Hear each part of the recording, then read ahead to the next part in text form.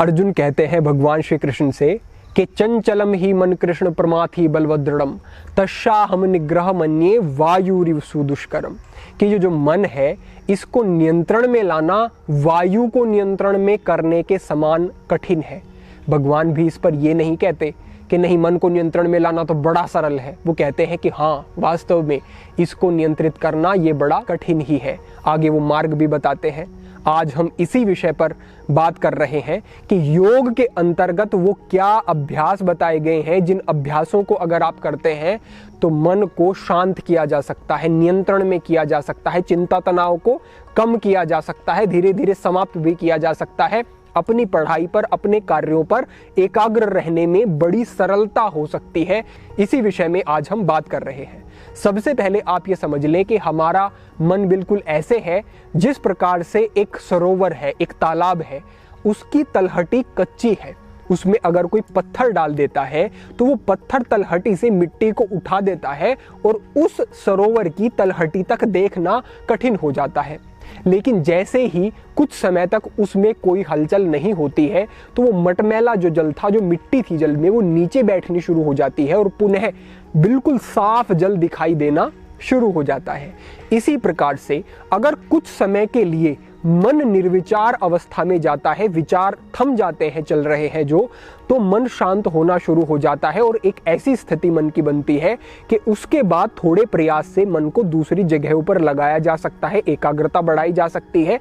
और आपको अगर कोई स्ट्रेस फील हो रहा है, एंजाइटी फील हो रही है, डर लग रहा है, घबराहट है किसी कार्य को लेकर के या पढ़ाई को लेकर के, उससे बाहर आया जा सकता है। इसको आप एक छोटे से संकेत से और समझ लें कि सतोगुण, रजोगुण, तमोगुण, ये 3 अवस्थाएं होती हैं। इन अवस्थाओं के आधार पर ही मन की अवस्थाएं होती हैं जो कि मूढ़, क्षिप्त और विक्षिप्त होती है।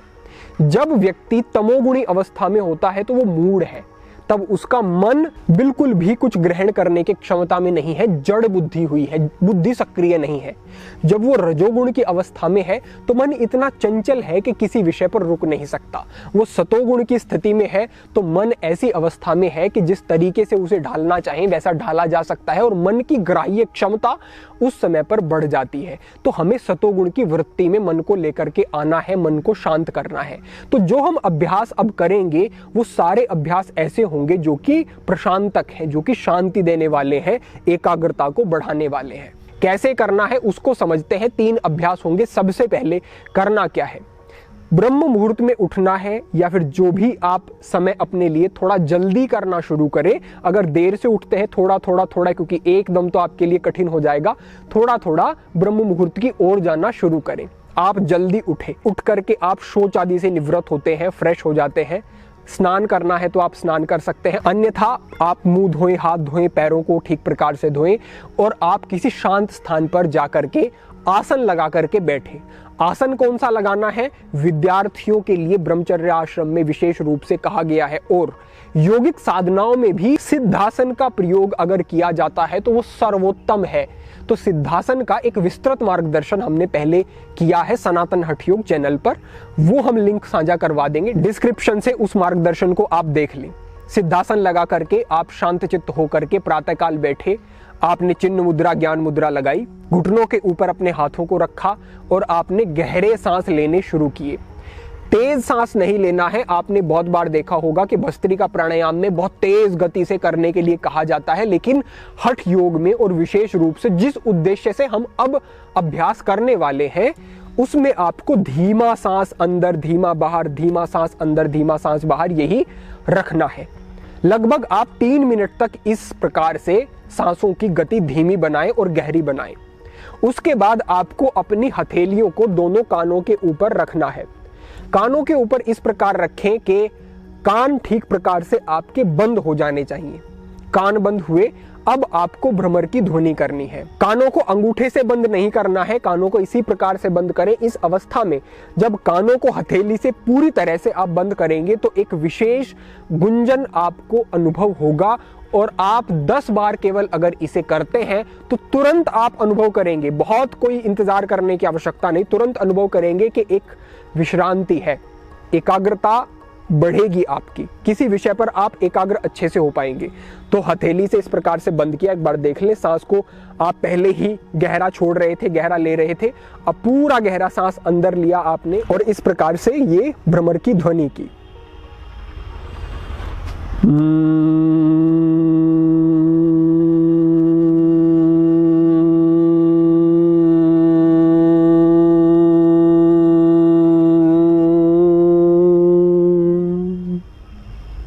हमने मात्र आपको एक बार करके बताया, इस प्रकार से कम 10 बार करना है और 10-10 के आप 3 चक्र कर सकते हैं, यानी कि 3 बार इसको आप दोहरा सकते हैं 10-10 बार करके। इतना करने से ही विशेष आप एक स्थिति में चले गए, एक शांति अनुभव हुई। इससे आगे बढ़ते हुए अब बढ़ेंगे दूसरे अभ्यास की ओर और इसी क्रम में आपको करना है। दूसरा अभ्यास किस प्रकार से करना है, उसी प्रकार कमर गर्दन सीधी करके आप सहज बैठे हुए हैं, आपने आंखों को बंद किया और 5-6 गहरे लंबे सांस लिए। उसके बाद आपने सांस अंदर भरना शुरू किया। जैसे जैसे आप अंदर सांस को भर रहे हैं वैसे वैसे आप अपनी गर्दन को ऊपर करेंगे, लेकिन बहुत ऊपर भी नहीं। इस प्रकार से आप यहां तक ले जाके रोकना है।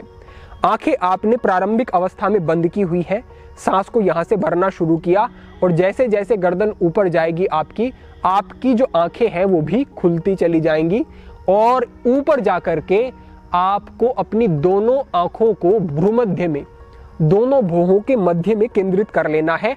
सांस पूरा अंदर भरने के बाद अंदर ही रोक लेना है। अब जो अंतिम स्थिति बनी, गर्दन आपकी 45 डिग्री के कोण पर स्थित हो गई, आंखें दोनों आपकी खुली हुई रहेंगी, भौहों के मध्य में केंद्रित रहेंगी। सांस जो आपने ऊपर गर्दन को उठाते हुए लिया है वो अंदर ही आपको रोक लेना है और इस स्थिति में आपको रुकना है। रुकना कब तक है? जितना ज्यादा समय तक आप सांस को अंदर रोक सके उतनी देर तक आपको इस अंतिम अवस्था में रुकना है। जब आपको लगे कि अब आप और सांस नहीं रोक सकते, फिर गर्दन को नीचे करते आना है और सांस को पूरा बाहर छोड़ते हुए आना है और जब गर्दन नीचे आ रही है तो आंखों को बंद करते आना है। अब जब आपकी गर्दन नीचे आई तो आप पुनः उसी स्थिति में पहुंच गए जहां से आपने शुरू किया था। ऐसा फिर से दोहराया, फिर से गर्दन को नीचे किया, फिर से दोहराया, फिर से गर्दन को नीचे किया। 3 अभ्यास करें बस। 3 अभ्यास करने के बाद शांत चित्त होकर के बैठे रहे, कुछ गहरे लंबे सांस लें। एक बार हम आपको करके बताएंगे, उसको वैसे ही दोहराते जाएंगे। तो आप सिद्धासन लगा करके बैठ जाते हैं। बैठ करके आपने सांस को भरना शुरू किया और ऊपर गर्दन उठाते हुए आंखों को खोलना शुरू किया, भ्रूमध्य में केंद्रित किया, सांस को पूरा अंदर भर के अंदर रोका और इस प्रकार रोकी।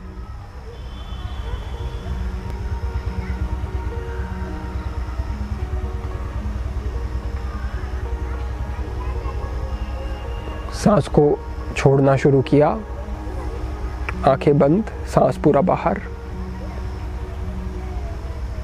इस स्थिति में रुके। इस प्रकार से ये आपका एक अभ्यास होगा। इसी प्रकार से फिर दूसरी बार, फिर तीसरी बार और जितने अधिक समय तक हो सके उतने अधिक समय तक ये अंतः कुंभक, सांस को अंदर लेके अंदर रोकने का आपको अभ्यास करना है। ये एक विशेष अभ्यास है। इसमें होता कुछ इस प्रकार है कि जब आप गर्दन को ऊपर उठाते हैं और भ्रूमध्य में अपनी दृष्टि को केंद्रित करते हैं, यानी कि शांभवी दृष्टि भी इसे कहा जाता है, तो ये जो भ्रूमध्य में केंद्रित करना होता है भौहों को, ये सीधा मस्तिष्क पर प्रभाव रखता है, सीधा आपको एक विश्रांति देता है। साथ ही साथ जो आपने अंतः कुंभक किया, यानी कि सांस को रोका अंदर लेकर के, वो मस्तिष्क को जाने वाली ऑक्सीजन की जो मात्रा है उसको कुछ समय के लिए कम करता है, जिससे कि विशेष रूप से विचार रुकने शुरू होते हैं। कोई हानि नहीं है, कुंभक से विशेष लाभ ही होंगे, क्योंकि जब आप सांस को फिर सामान्य लेंगे तो वो गहरी जाएगी और एक अच्छे प्रभाव होंगे और आपके लंग्स की कैपेसिटी भी बढ़ती है। लेकिन जब कुछ समय तक मस्तिष्क को ऑक्सीजन कम मिलती है तो विचार शून्यता आती है, विचार ठहरने शुरू हो जाते हैं स्वभाव से ही। तो इसमें शांभवी दृष्टि भी हुई और इसमें कुंभक का अभ्यास भी हुआ। तो ये अभ्यास आप अमूल्य समझे और इसका अभ्यास करें विद्यार्थी प्रातःकाल भी। और जो हमने प्रथम अभ्यास बताया आपको भ्रमर की ध्वनि का, इसको आप पढ़ाई करने से पहले करें। ये केवल ब्रह्म मुहूर्त में करना और संध्या में करना 2 समय ही पर्याप्त होगा। जो भ्रमर की हमने ध्वनि बताई, इसको आप पढ़ाई से पहले कर सकते हैं। जब आपको ऐसा लगे कि थक गए, आपका कंसंट्रेशन बिगड़ रहा है, तब आप सामान्य बैठ करके गहरे लंबे सांस लें, इतना ही पर्याप्त होगा। एक और अभ्यास अंतिम हम आपको कहते हैं। ये इस प्रकार है कि आपको अपने मणिपुर चक्र पर ध्यान को केंद्रित करना है, क्योंकि हमारा मणिपुर चक्र 72,000 नाड़ियों का केंद्र कहा गया है और मणिपुर चक्र सीधा हमारे मस्तिष्क से संबंधित होता है। जब हमें कोई पाचन में विकार होता है तो उसका हमारे मस्तिष्क से सीधा संबंध होता है और मस्तिष्क उससे प्रभावित होता है। कोई चिंता है, तनाव है, तो आपका पाचन प्रभावित होता है, क्योंकि दोनों आपस में जुड़े हुए हैं। वेगस नर्व जो मस्तिष्क से चलती है और पूरे आपके लंग्स तक और पाचन तक जाती है, वो भी इससे प्रभावित होती है जब आप मणिपुर चक्र को प्रभावित करते हैं किसी भी अभ्यास से।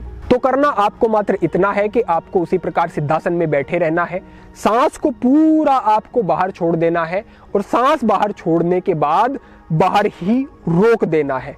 बाहर सांस रोक करके पेट को अंदर बाहर धीमी गति से, तेज नहीं करना है शुरुआत में। ये अग्निसार जो क्रिया होगी, ये आपके मणिपुर चक्र को प्रभावित करती है और इसका सीधा प्रभाव आपके मस्तिष्क पर पड़ता है।